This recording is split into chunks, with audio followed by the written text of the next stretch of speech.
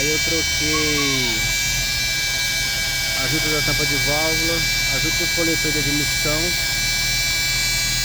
E aí ficou esse barulho. Não sei porquê, o barulho vem daqui de trás, mas não dá pra perceber onde é. Mas tá muito forte.